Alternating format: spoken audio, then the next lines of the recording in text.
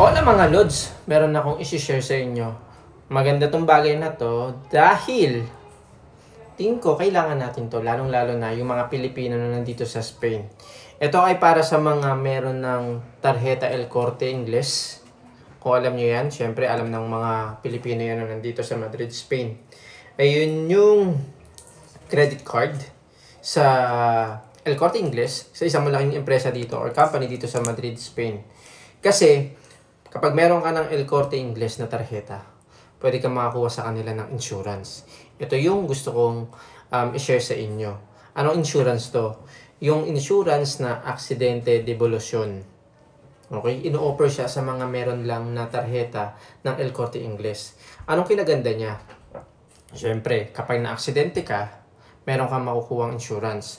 Meron kang matatanggap na 30,000 euro kung sakaling magamit mo yon, okay?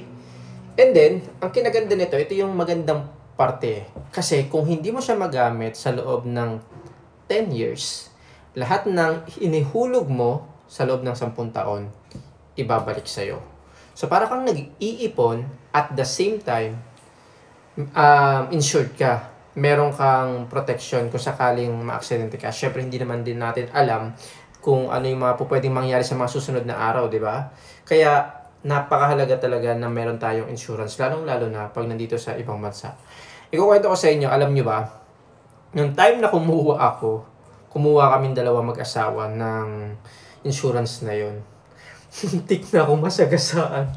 Sa totoo lang, mga Lods. Tapos hawak-hawak ko pa yung papel ng insurance na hawak ko. Nakatitigan kami ng ganun ng driver. Tapos nakita ko na hawak ko pala yung insurance ko ng aksidente. Kasi bagong-bago lang. So, doon ko na-realize na, buti na lang, meron akong insurance. Buti na lang, bumili ako ng insurance. Kundi kung na-aksidente ako, di ba? Malaking gastos at saka malaking problema. Yung kinaganda na kaya ako napakuha din kasi, ayun nga, kung hindi mo siya magamit, lahat ng inihulog mo, babalik sa'yo. Ang payment niya ay nasa 110, sabihin mo na 110 euro every 3 months. So, trimester ka magbabayad. Trimestral ka magbabayad. After 3 months ka magbabayad sa kanila ng 110 euro. So, imagine, kung meron kang 110 euro na inihuhulog sa kada 3 buwan, 3, 6, 9, 12, times 4 mo yun.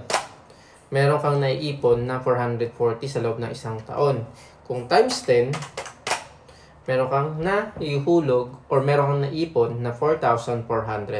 Ayan yung babalik na amount sa'yo at mas malaki pa. So, kung ako sa inyo mga Lods, lalong-lalo na yung mga Pilipino dito sa Madrid, Spain, diba?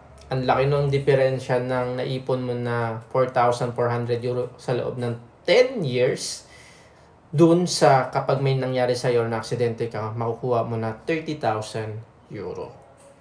So, kung kayo, ako masasabi ko okay to kasi insured na kayo at the same time, nag-iipon kayo kung sakaling hindi niyo magamit sa loob ng 10 taon, babalik sa inyo yung pera.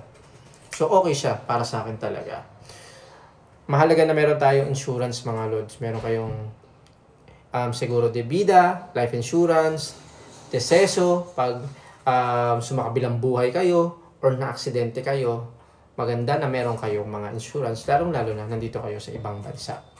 So, sa mga residente na dito sa Madrid, Spain, kung meron na kayong tarjeta El Corte Inglés, subukan nyo makipag-usap kayo sa mga agent doon.